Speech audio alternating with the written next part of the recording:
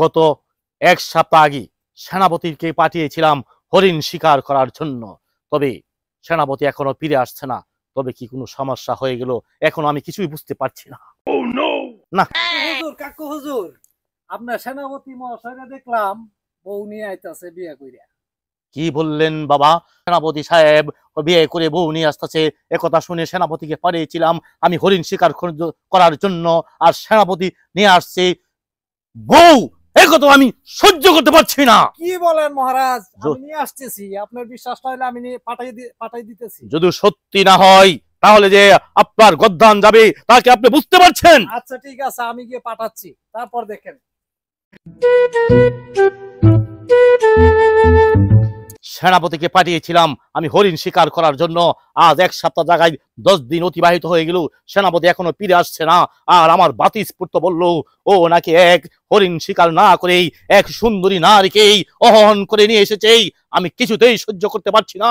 আমি ওর বিচার করব, এমনই বিচার করব যে বিচার দেখেই পৃথিবীর মানুষ বুঝতে পারে বিচারক আমি ভাগ্য বিধাতা। তাই আমি বিচার করব, তাই তাকে আমি শাস্তি দিব। এই কে আছিস? সেনাপতিকে পাঠিয়ে দেই। আদেশ করুন জাহাপনা।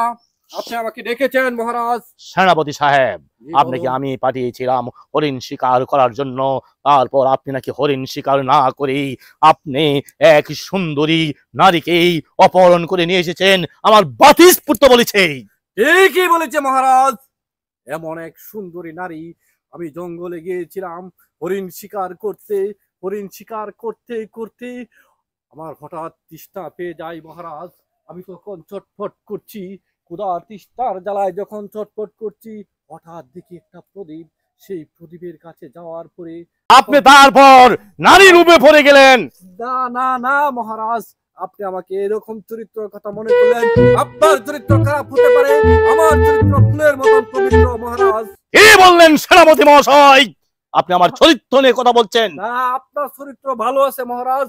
সেই আপনার ফুলের মতো চরিত্র দেখেই আমি সেই পরীর মতো মেয়েকে আপনার কাছে নিয়ে এসেছি মহারাজ। তাহলে আমার বাতিস্ফূর্ত কি ভুল বলেছে? মহারাজ, আপনার বাতিস্পুত্র একটা দুষ্ট প্রতারক লোক। সে সবসময় আপনার আমার বিরুদ্ধে বিরোধ লুটিয়ে রাখে মহারাজ। আমার বাতিস্ফূর্তকে বিচার করতে হবে, কারণ মহারাজ। তুমি আমি আজকে তুমি প্রমাণ করলা তুমি যে আমার বন্ধু মানুষ। আমি যে নারীর জন্য আকার আমার বুকে জমা রয়েছে অপরন্ত ভালোবাসা, আর এই ভালোবাসার তাতেই আপনি আমার জন্য রয়েছেন এক সুন্দরী গোলাপ।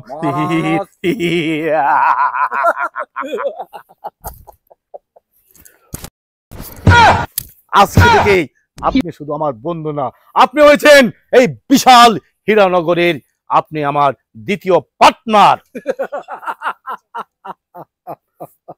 তবে আপনি এই সুন্দরী নারীকে কোথায় রেখেছেন?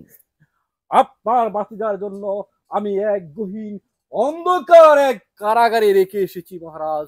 না, এটা কিছুতেই সম্ভব না। আপনি এই মুহূর্তে ছুটে যাবেন সেই সুন্দরী নারীর কাছে, তারপর এই সুন্দরী নারীকে আমার গোপন কক্ষে নিয়ে আসবেন।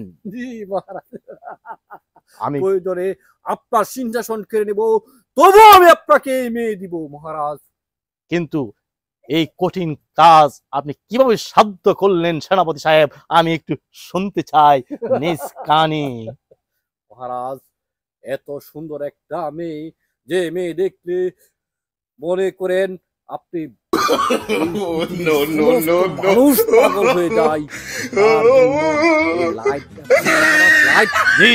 এই লাইটের থেকে আরো বর্ষা মহারাজ। আমি তো এটাই চেয়েছিলাম।